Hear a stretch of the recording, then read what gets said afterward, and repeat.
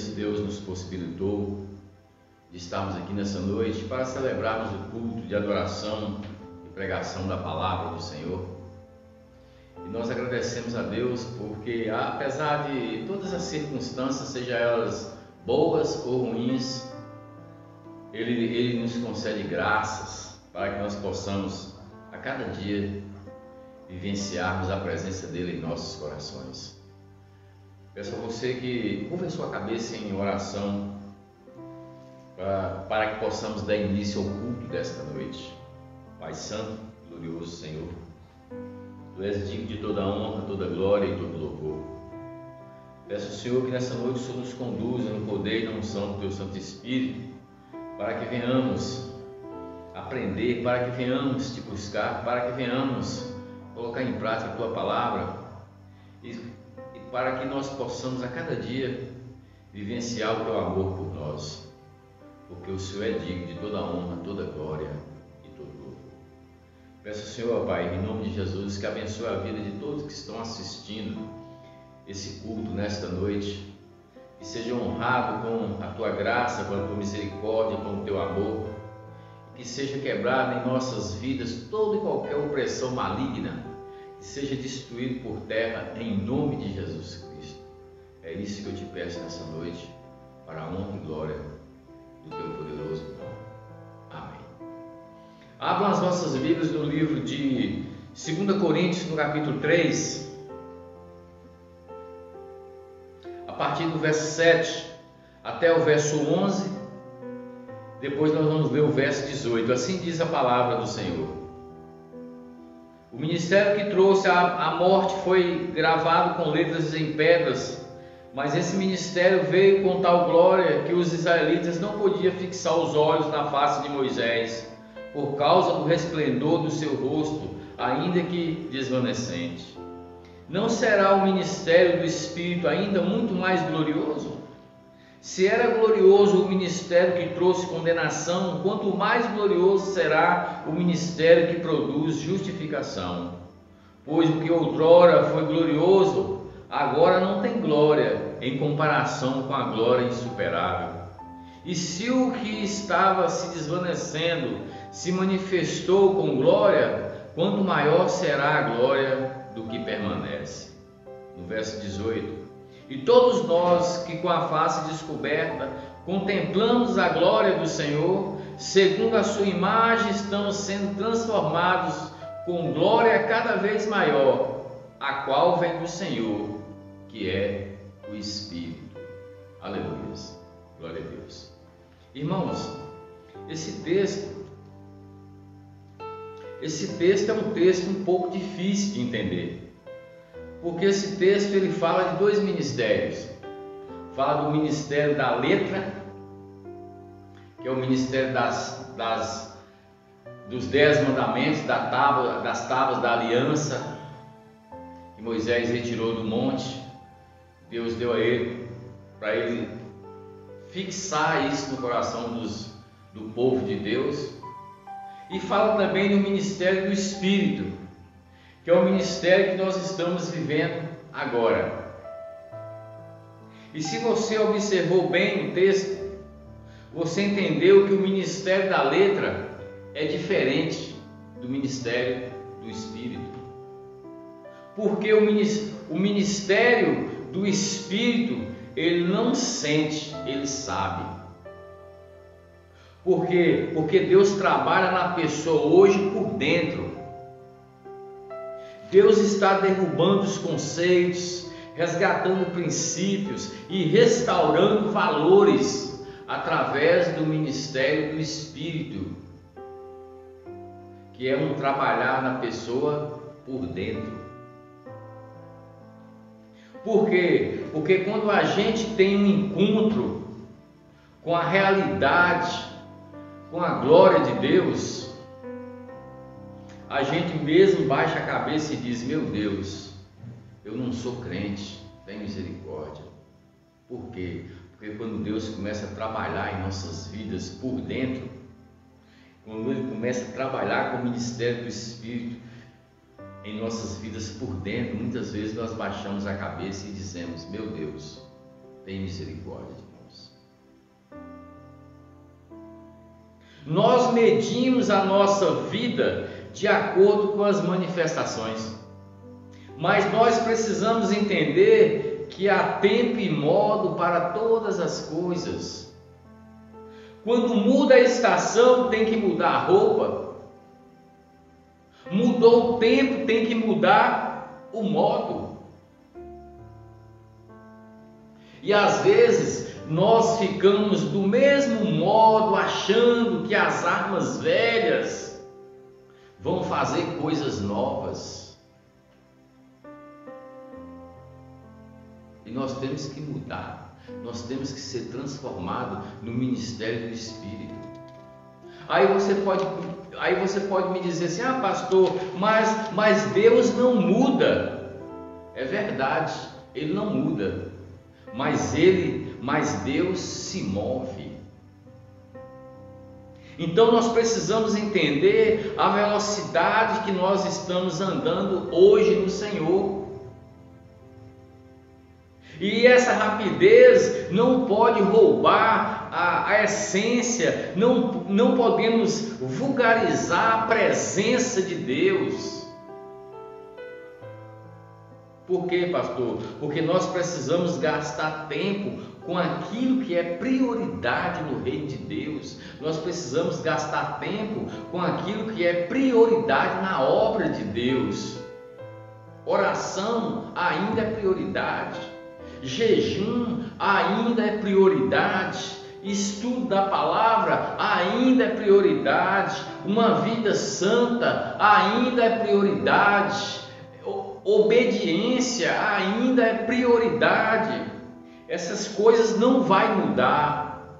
Os princípios elementares da fé não vai mudar. Ainda é prioridade. Nós temos que entender que mudou o tempo, tem que mudar o modo, porque tudo aquilo que Deus te dá tem um tempo determinado para você se manifestar naquilo. Se você observar bem, o maior trabalho de Noé não foi construir a arca, o maior trabalho de Noé não foi entrar na arca, o maior trabalho de Noé foi reconstruir o mundo depois que saiu da arca. Por quê? Porque Deus deixou Noé para reconstruir o mundo. Na arca só se salvou 8 pessoas. E com essas 8 pessoas houve a reconstrução do mundo. Então, o nosso maior trabalho não é abrir um ministério, é reconstruir o seu bairro, a sua cidade a partir desse ministério.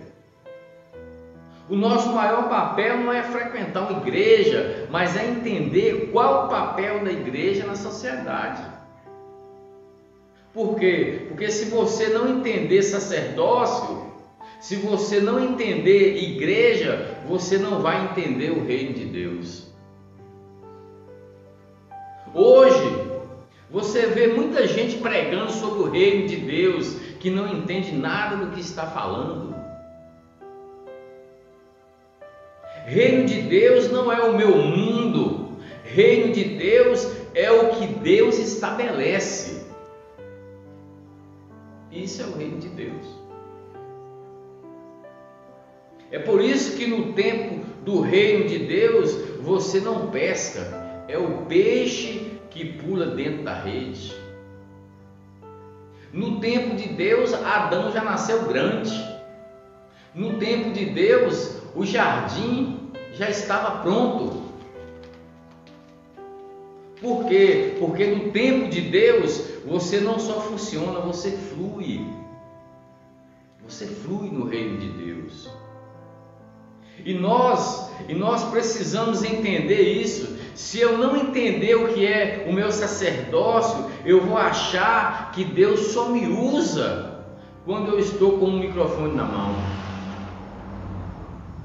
É por isso que em todo o nosso dia a dia nós temos que representar o nosso sacerdócio.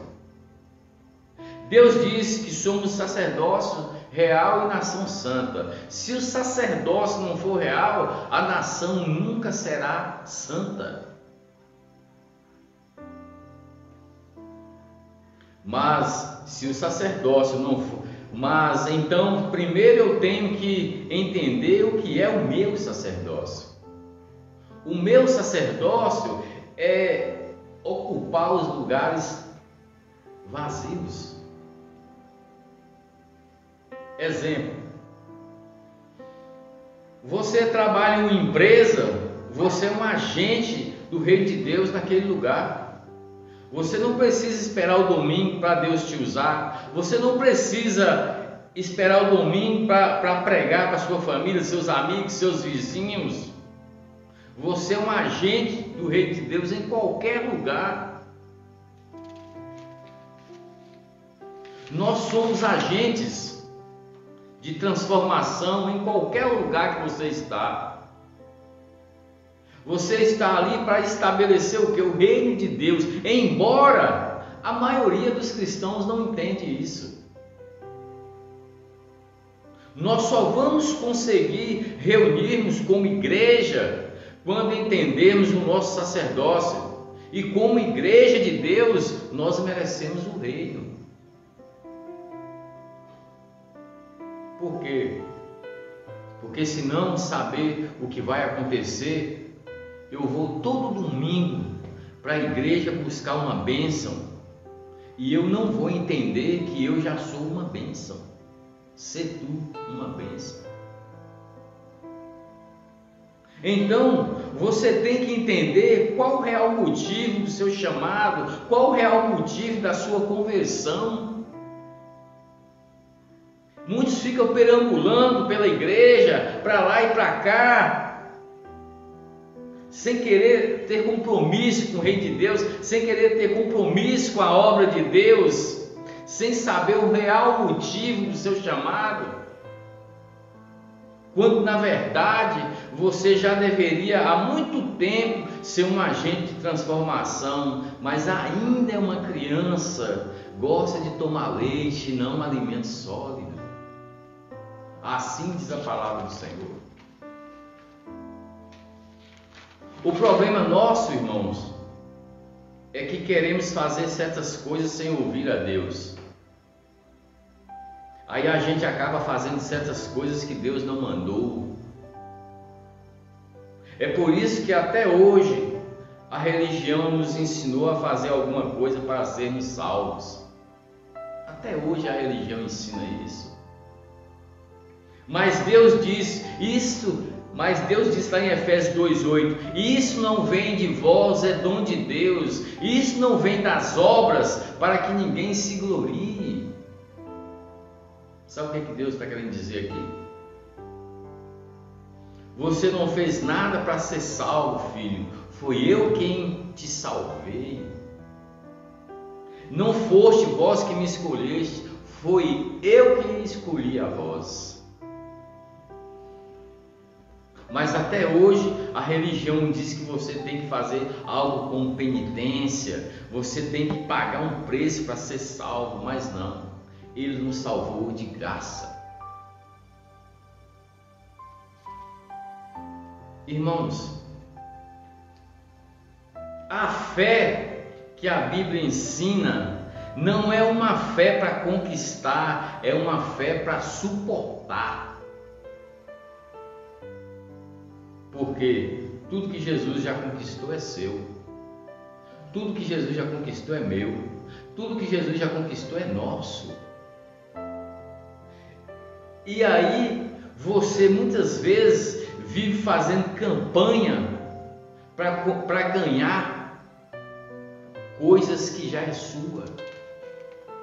E tudo que Ele já fez, e tudo que Ele conquistou por nós já é nosso. É tudo uma questão de entendimento. Aí você diz: ah, pastor, mas por que Deus não me deu ou Deus não me dá até agora? Sabe por quê? Porque você não cresceu ainda para receber. Deus não dá herança para crianças. Herança é só para os adultos.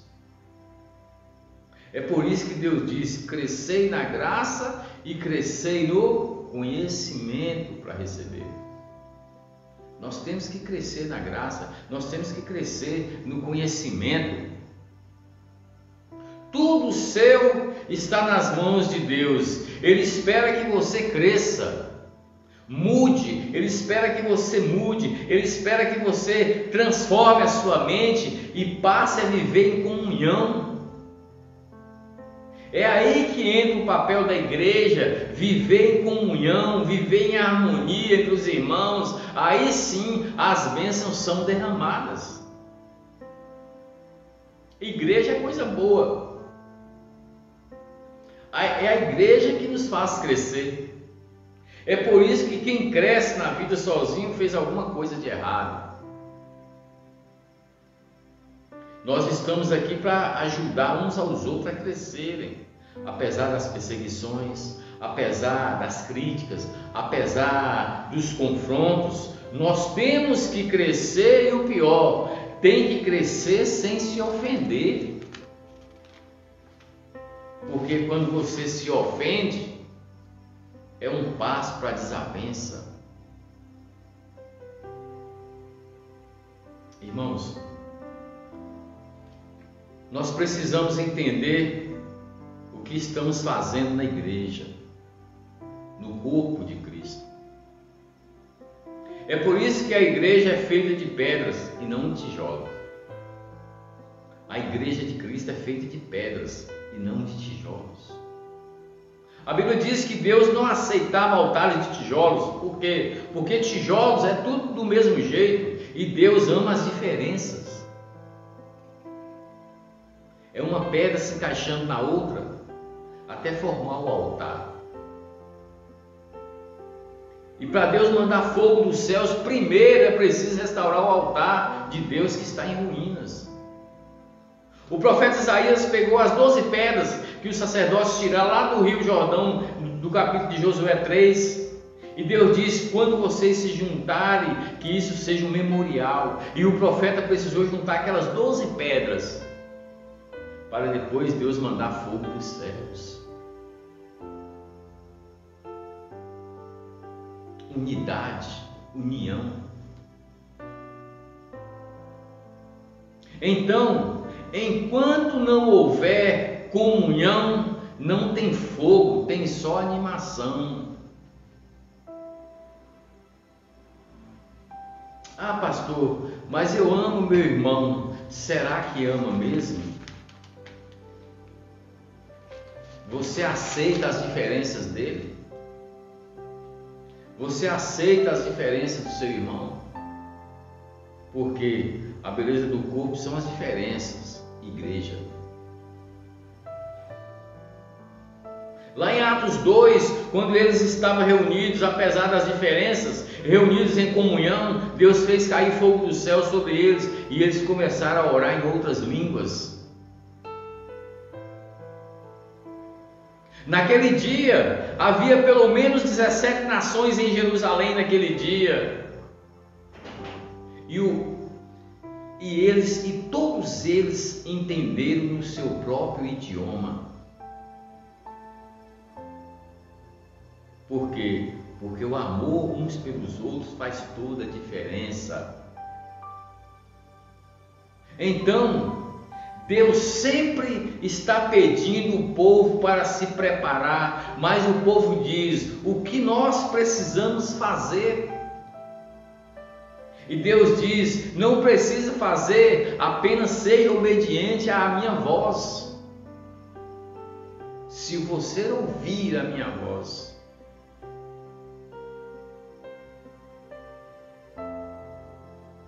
Irmãos, a graça veio antes da lei. A lei foi para quem rejeitou a graça. O povo foi salvo do Egito sem mover uma palha, sem mover um dedo. Foi Deus quem fez tudo isso. É graça. A graça é como uma escada rolante. Não é você que sobe ela, é ela que sobe você. Então, se submeta a Deus, morra para o seu próprio eu e deixe fluir em você a essência daquele que nos salvou, Jesus Cristo, nosso Senhor. Saia do campo da intelectualidade e passe a viver no campo da renúncia. Saia dos seus caminhos e passe a viver nos caminhos de Deus que já são abençoados. Que muitas vezes, até quando nós vamos orar, a gente ora de uma forma muito diferente. Nós oramos assim: Pai, tem misericórdia de mim, abençoa os meus caminhos. Sabe o que Deus diz? Quando você ora assim, Ele fala assim com você: filho, saia dos seus caminhos e venha para os meus caminhos que já são abençoados. E nós temos que entender isso. Passe a caminhar no novo e vivo caminho que Cristo nos oferece e seja largamente abençoados em nome de Jesus. Amém.